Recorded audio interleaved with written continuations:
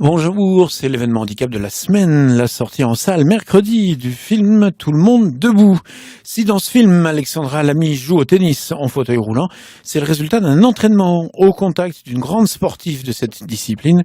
Emmanuel Morck raconte sa rencontre avec la comédienne Areski Mamar. Une actrice valide dans la peau d'un personnage en fauteuil. C'est la performance réussie par Alexandra Lamy dans Tout le monde debout, le film qui sort ce mercredi.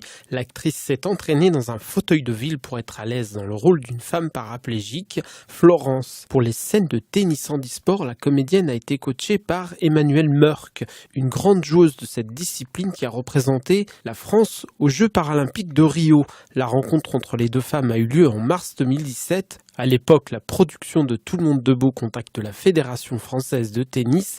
Elle cherche une doublure pour remplacer l'actrice sur les cours de tennis. Emmanuel Morck se souvient du premier jour où elle a rencontré Alexandra Lamy. Donc je l'ai rencontrée, on s'est rendu compte qu'au niveau carrure, ça correspondrait pas forcément et que ce serait compliqué de la doubler. Et ils m'ont demandé de lui donner quelques conseils pour qu'elle puisse commencer à jouer et que ce soit crédible. Et finalement, on s'est rendu compte qu'elle était assez à l'aise et qu'elle pourrait jouer elle-même sans doublure.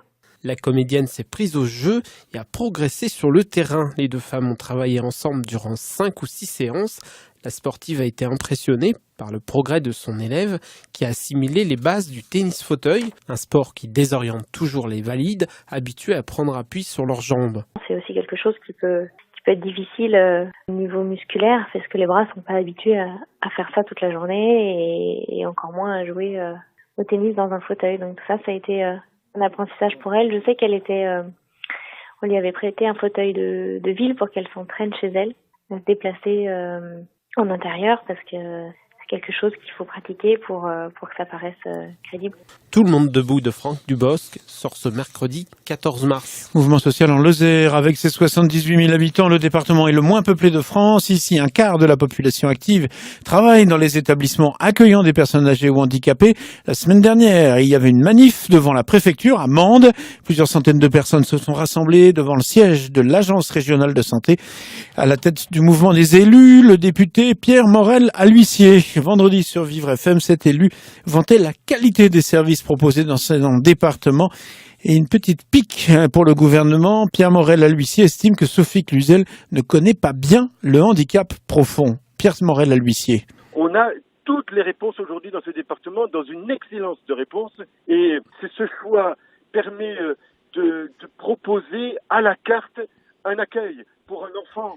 Et pour moi qui suis beaucoup impliqué dans ce secteur, il faut voir les relations humaines que l'on a su créer avec des associations de résidents, avec des associations familiales. La Lozère aujourd'hui est un havre de paix pour ces personnes. Alors on nous parle, parce qu'il y a tout ça, derrière cela, il y a des doctrines de toute inclusion et de proximité par rapport aux familles. Le toute inclusion pour le handicap très lourd, je veux qu'on m'explique.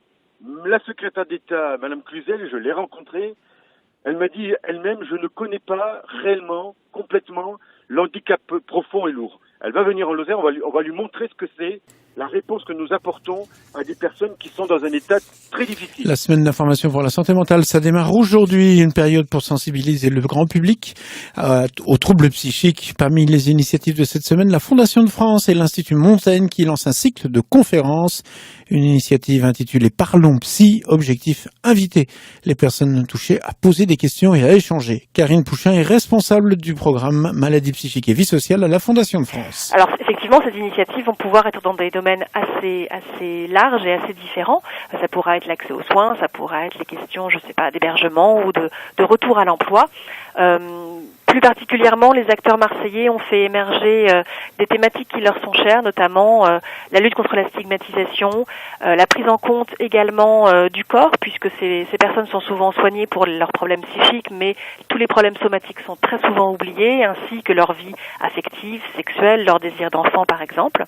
Et puis une troisième et dernière question qui a émergé dans le contexte marseillais, et je pense qu'il sera mis en débat lundi soir, c'est aussi comment on donne la parole et comment on donne plus de parole et comment on prend en compte la parole des personnes directement concernées.